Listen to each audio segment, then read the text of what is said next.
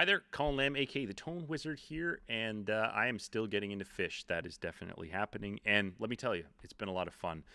I've had a bit of a rough week, so I hope you're well, wherever you may be out there.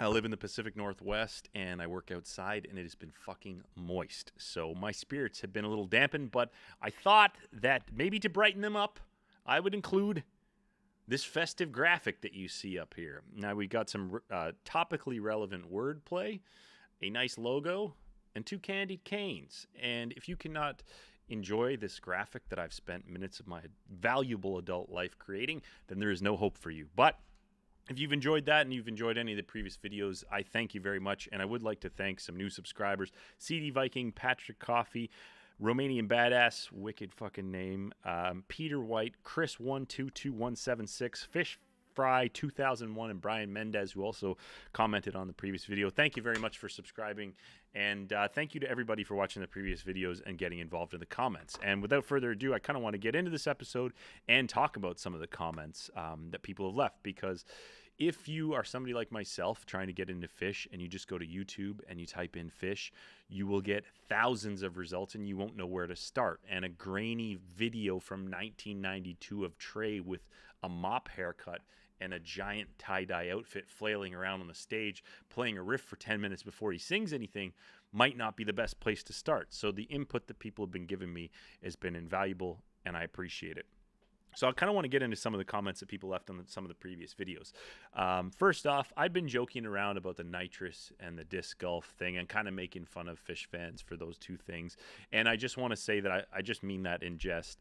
And I mean, I'm a Ween fan. My colors are nailed to the mast. And obviously I'm obsessed with that band. So I get the fandom. I get the sort of niche part of it. And I love it. And if I make fun of it, it's because it's entertaining to me. And that's really what it's all about. So a couple of users were commenting on the nitrous thing and the disc golf thing. So one user, and I blocked out your username because I didn't want to incriminate you for drug use. But if you don't mind, that's great. But anyways, for the record, I've been seeing Phish for close to 25 years and never played disc golf or huffed a nitrous balloon. The fact that needs to be said is somewhat incriminating for Phish fans, I will say. But anyways, okay, wait. I think I tried one after a Trey show once, and it didn't do much for me. I'm also a fairly well-adjusted 45-year-old married father. If you have to bring that up after denying playing disc golf and denying nitrous balloon huffing, that's incriminating as well. But anyways, I got an opportunity. If I got the opportunity to see Phish 3 nights in a row, I'd be ecstatic. And he says his wife, who's never done drugs, enjoys the band as well and wants to go see them when we can all go see shows again. So thank you very much for that comment. I love it. And like I say, I'm just joking about the disc golf and the nitrous thing, man. Whatever floats your boat. I do some weird shit that in my free time that I'm not going to get into here.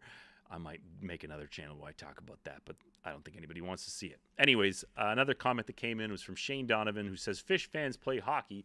And I just want to say that I'm a massive hockey fan. Obviously, I'm Canadian. And I'm a Toronto Maple Leafs fan. I don't know if you can see that. And thank you very much. Go Leafs, go fuck Boston. And another Shane Donovan. I don't know if it was the same one, but let's backtrack there. When I saw Shane Donovan and something about hockey, the name Shane Donovan kind of stuck in my head. And I remembered there was a hockey player who played for the Flames and a bunch of other teams with the name of Shane Donovan. And I knew that he spelt it differently, but in my head I was like, this could be the Shane Donovan. He could be a Phish fan. It could be real. So I'm delusionally choosing to accept that. And in turn, I'm also choosing to accept that this Shane Donovan is a different Shane Donovan. Or maybe they're both Shane Donovan. I have no fucking idea. Anyways, I digress. This Shane brought up the Roses Are Free thing, which a number of people have brought up because if you're not aware, I do a show on my channel called Ween Talk, and it's all about Ween. And if you're into Ween, check it out. If you're not into Ween, it might be the exact opposite of this show, where you can get into Ween. And I think my next episode of that show, I'm going to be doing an episode called Beginner's Guide to Ween. So if you're looking to get into Ween and you like what I'm doing here, go check that out. Anyways, he asked about Roses Are Free, and yes, I've heard the Phish cover of Roses Are Free, and I'm not quite into it, I do have to admit. I had a guy on the Ween show last week, and I heard a rumor somewhere on Reddit or something like that. Somebody said that Phish played the song live first, and Ween heard it and realized that it could be done live because they didn't think it could be done live. But then we cross-referenced that on Brown Base, which is a Ween show database, and we used the Phish Companion, and we found out that Ween played it live 5 months before Phish. So Roses Are Free version by Phish, I'm not quite into. If you think there's a really cracking version of that out there, please send it my way. I'd love to check it out. And he also said check out the 11/18/96 Simple, and pointed out fishtracks.com, which I got to check out. So thank you very much, both Shanes. If you want to use the hockey player, that's awesome. If you're not, just lie to me and say that you are. It'd make my sad COVID existence that much happier. Anyways, thank you for that. And yeah, Simple so far is my favorite song. In fact, I'm going to completely digress here, but I heard it and I was like, I'm hearing some chords in there. I'm hearing some chords. And what I was hearing was...